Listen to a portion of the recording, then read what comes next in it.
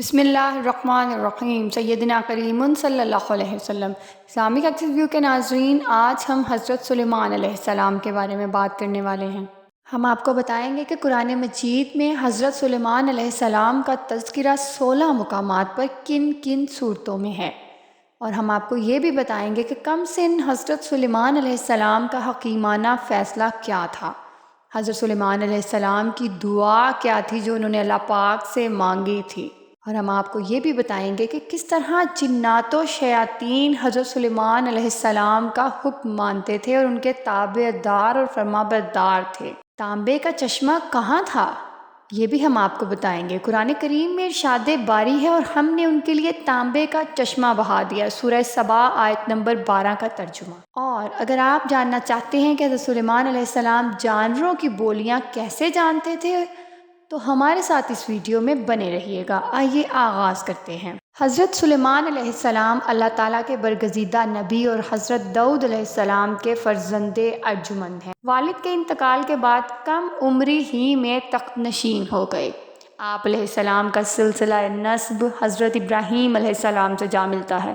حافظ ابن کثیر رحمۃ اللہ علیہ نے آپ علیہ السلام کا نسب نامہ یوں تحریر کیا ہے: حضرت سلیمان بن داؤد بن عیشا بن عامر بن سلمون بن نقشون بن امینہ آداب بن ارم بن حسرون بن فارس بن یہودا بن یعقوب علیہ السلام بن اسحاق علیہ السلام بن ابراہیم علیہ السلام۔ حضرت سلیمان علیہ السلام کی والدہ سے متعلق بہت کم معلومات دستیاب ہیں، اور جو ہیں وہ بھی مستند نہیں ہیں۔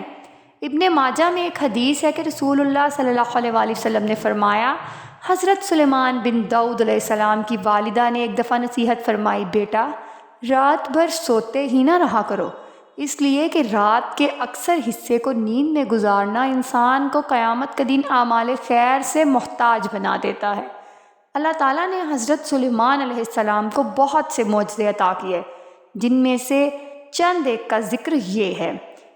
نمبر 1، ایسی عظیم بادشاہت جو ان سے پہلے کسی کو نصیب ہوئی اور نہ ان کے بعد کسی کو میسر آئی۔ نمبر 2، انسانوں کے علاوہ جنوں اور شیاطین کو ان کے تابع کر دیا گیا۔ نمبر 3، ہر طرح کے جانوروں کو نہ صرف آپ علیہ السلام کا فرما بردار کیا گیا بلکہ ان کی بولیاں سمجھنے اور بولنے کی صلاحیت بھی عطا فرمائی گئی۔ نمبر 4، ہوا کو مسخر کر دیا گیا کہ آپ علیہ السلام ایک ماہ کی مسافت صبح و شام میں طے کر لیا کرتے تھے۔ ان کے لیے پگھلے ہوئے تانبے کا چشمہ جاری کر دیا گیا۔ ہم آپ کو بتائیں گے کہ قرآن مجید میں حضرت سلیمان علیہ السلام کا کن کن صورتوں میں کتنے مقامات پر ذکر ہے۔ تو قرآن پاک کی 7 صورتوں میں 16 مقامات پر حضرت سلیمان علیہ السلام کا تذکرہ ہے۔ سورہ بقرہ، سورہ نساء، سورہ الانعام، سورہ سبا میں ایک بار، سورہ صاد میں 2 جگہ، سورہ انبیاء میں 3 جگہ، جبکہ سورہ نمل میں 7 مقامات پر حضرت سلیمان علیہ السلام کا ذکر ہوا ہے۔ ہم آپ کو بتائیں گے کہ کم سن حضرت سلیمان علیہ السلام کا حکیمانہ فیصلہ کیا تھا۔ حضرت سلیمان علیہ السلام کو اللہ تعالیٰ نے علم و حکمت، فہم و فراست، فطانت و ذہانت اور بے پناہ قوت فیصلہ سے نوازا تھا۔ ایک مرتبہ حضرت داؤد علیہ السلام کے دربار میں 2 افراد ایک مقدمہ لے کر حاضر ہوئے۔ ان میں ایک بکری والا اور دوسرا کسان تھا۔ کسان نے دعویٰ کیا کہ اس شخص کی بکریوں نے میرے کھیت میں گھس کر اسے تباہ و برباد کر ڈالا۔ حضرت داؤد علیہ السلام نے اپنے علم و تجربے کی پیش نظر فیصلہ دیا کہ کھیتی کا نقصان بکریوں کے ریوڑ کی قیمت کے برابر ہے، لہٰذا حضرت داؤد علیہ السلام نے فیصلہ کیا کہ بکریوں کا پورا ریوڑ بطور تاوان مدعی کو دے دیا جائے گا۔ فریقین عدالت سے باہر نکلے تو دروازے پر نوعمر حضرت سلیمان علیہ السلام سے ملاقات ہو گئی۔ انہوں نے مقدمے کے بارے میں دریافت کیا اور فیصلہ سن کر دونوں کو لے کر والد محترم کی خدمت میں حاضر ہوئے اور گزارش کی، اگر اجازت ہو تو اس فیصلے سے متعلق اپنی رائے پیش کروں۔ اجازت ملنے پر حضرت سلیمان علیہ السلام بولے، آپ علیہ السلام بکریاں تو کھیت والے کو دے دیں تاکہ وہ ان سے فائدہ اٹھاتا رہے، اور کھیت کی زمین بکریوں والے کے سپرد کر دیں کہ وہ اس میں کاشت کر کے کھیت کو اس حالت میں لے آئے جیسا بکریوں کے چرنے سے پہلے تھا، پھر کھیت واپس کسان کو دے دیں اور بکریاں بکری والے کو۔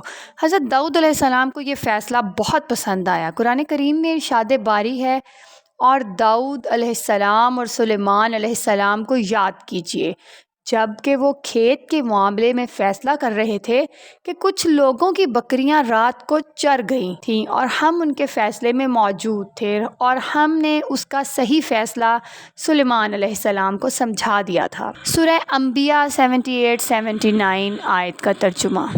حضرت سلیمان علیہ السلام نے کیا دعا مانگی؟ آئیے جانتے ہیں۔ حضرت سلیمان علیہ السلام نے دعا مانگی، اے میرے پروردگار، میری مغفرت فرما اور مجھے ایسی بادشاہت عطا کر جو میرے بعد کسی کو بھی میسر نہ ہو، بے شک تو بڑا عطا فرمانے والا ہے۔ سورہ صاد آیت نمبر 35۔ حضرت سلیمان علیہ السلام کی یہ دعا اللہ کے دین کے غلبے ہی کے لیے تھی، چنانچہ اللہ عز و جل نے دعا قبول فرمائی اور انہیں عظیم الشان حکومت عطا فرمائی۔ آپ ہفت اقلیم کے بادشاہ تھے۔ دنیا کی ہر شے آپ علیہ السلام کی مطیع و فرما بردار تھی۔ ہوا کو حکم دیتے تو وہ مہینوں کا سفر گھنٹوں میں طے کر دیتی۔ چرند پرند ہر حکم کی تابعداری کے لیے حاضر ہوتے۔ سرکش جنات ہر وقت ہاتھ باندھے احکامات کی بجا آوری کے لیے تیار رہتے اور شیاطین زنجیروں میں جکڑے رہتے۔ سورہ انبیاء میں ارشاد ہوا ہے، اور ہم نے تیز ہوا سلیمان کی تابع کر دی جو ان کے حکم سے اس ملک میں چلتی تھی جس میں ہم نے برکت دی تھی، یعنی ملک شام، اور ہم ہر چیز سے باخبر ہیں۔ آیت 81۔ حضرت حسن بصری رحمۃ اللہ علیہ فرماتے ہیں کہ ہوا کے مسخر کرنے کا واقعہ حضرت سلیمان علیہ السلام کے ساتھ اس وقت پیش آیا جب آپ علیہ السلام اپنے لشکری گھوڑوں کے معائنے میں مصروف تھے۔ اسی اثناء میں آپ علیہ السلام کی عصر کی نماز فوت ہو گئی۔ چونکہ اس غفلت کا سبب گھوڑے بنے تھے، لہٰذا انہوں نے ان خوبصورت اور بیش بہا گھوڑوں کو ذبح کر دیا۔ حضرت سلیمان علیہ السلام نے جب اپنی سواری کے جانور قربان کر دیے تو اللہ تعالیٰ نے انہیں اس سے بہتر سواری عطا فرما دی اور ہوا کو مسخر کر دیا۔ حضرت سلیمان علیہ السلام کے ان گھوڑوں کا واقعہ قرآن کریم کی سورہ صاد کی آیت 31، 32، 33 میں موجود ہے۔ ارشاد باری ہے، اور ہم نے حضرت سلیمان علیہ السلام کے لیے ہوا کو مسخر کر دیا کہ صبح کی منزل مہینے بھر کی ہوتی تھی اور شام کی منزل بھی۔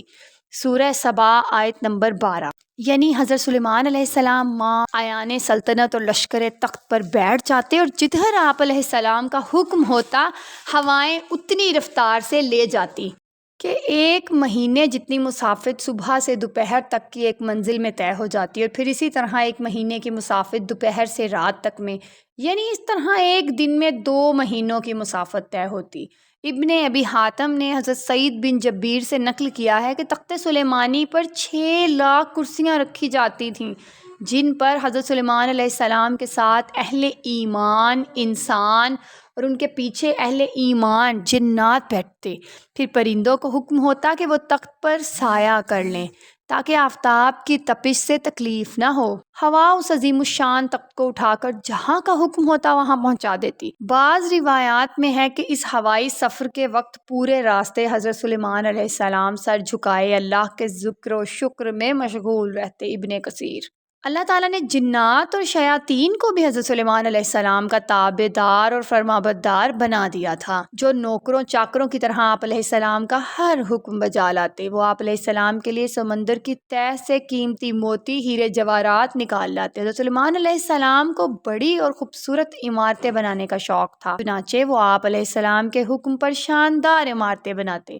اگر ان میں سے کوئی سرکشی کرتا تو سلیمان علیہ السلام اسے سزا دیتے اور زنجیروں میں جکڑ دیتے۔ قرآن کریم میں ارشاد ہے، سورہ انبیاء آیت نمبر 82 کا ترجمہ، ہم نے بہت سے شیاطین بھی ان کے تابع کیے تھے جو ان کے فرمان سے غوطے لگاتے تھے اور اس کے سوا بھی بہت سے کام کرتے تھے، اور ان کے نگہبان ہم ہی تھے۔ ان جنوں میں بھی 2 طرح کے جنات تھے، ایک تو اہل ایمان تھے جو اپنے نبی علیہ السلام کا ہر حکم مذہبی فریضہ سمجھ کر پورے کرتے تھے، لیکن جو جن کافر تھے انہیں شیاطین کہا گیا، اور وہ اپنے کفر و سرکشی کے باوجود حضرت سلیمان علیہ السلام کے تابع فرمان تو رہتے لیکن ان سے نقصان کا بھی اندیشہ تھا، اس لیے اللہ تعالیٰ نے ان کی حفاظت فرمائی۔ سورہ سبا آیت نمبر 12 کا ترجمہ ہے، جو کوئی ان میں سے ہمارے حکم سے پھرے گا اس کو ہم آگ کا مزہ چکھائیں گے۔ مفسرین فرماتے ہیں کہ اللہ تعالیٰ نے ایک فرشتہ مقرر فرما دیا تھا جس کے ہاتھ میں آگ کا سونٹا ہوتا، جو جن حضرت سلیمان علیہ السلام کے حکم سے سرتابی کرتا، فرشتہ اسے سونٹا مارتا جس سے وہ جل کر بھسم ہو جاتا۔ فتح قدیر۔ آئیے ہم آپ کو بتاتے ہیں کہ تانبے کا چشمہ کیسے رواں ہوا تھا۔ قرآن کریم کی سورہ سبا کی آیت نمبر 12 کا ترجمہ ہے، اور ہم نے ان کے لیے تانبے کا چشمہ بہا دیا۔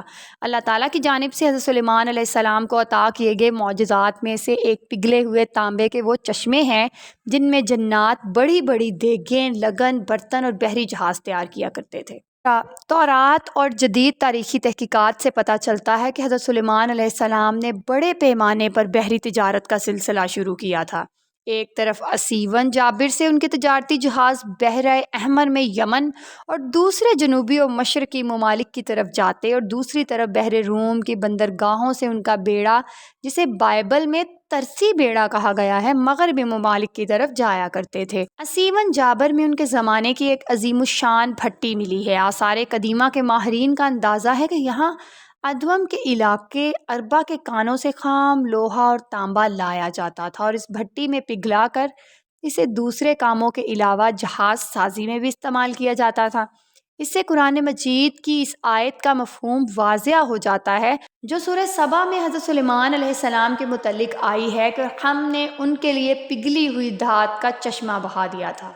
تفہیم القرآن حضرت سعدی رحمۃ اللہ علیہ فرماتے ہیں کہ حضرت سلیمان علیہ السلام کے عہد میں قحط پڑا تو آپ علیہ السلام نے لوگوں کو نماز استسقاء کے لیے نکلنے کا حکم دیا۔ جب نماز پڑھنے میدان میں گئے تو وہاں ایک چیونٹی اپنے قدموں پر کھڑی دعا کر رہی تھی، اے اللہ، میں بھی تیری مخلوق ہوں، ہمارا بھی تیرے فضل کے بغیر چارہ نہیں، تو اے اللہ ان پر بارش برسا دے۔ یہ سن کر آپ علیہ السلام واپس آ گئے اور لوگوں کو کہا کہ اب بارش ہو جائے گی۔ اسلامک ایکسس ویو کے ناظرین، آپ نے دیکھا حضرت سلیمان علیہ السلام کی تمام واقعے کا ذکر قرآن پاک میں 7 سورتوں میں 16 مقامات پر آیا ہے، جن کا بیشتر ذکر ہم نے آپ سے کیا ہے۔ امید کرتے ہیں آپ کو ہمارے چینل کی ویڈیوز پسند آ رہی ہوں گی۔ ہمارے چینل کی مزید ویڈیوز دیکھنے کے لیے لائک، شیئر اور سبسکرائب کرنا نہ بھولیے۔ جزاک اللہ۔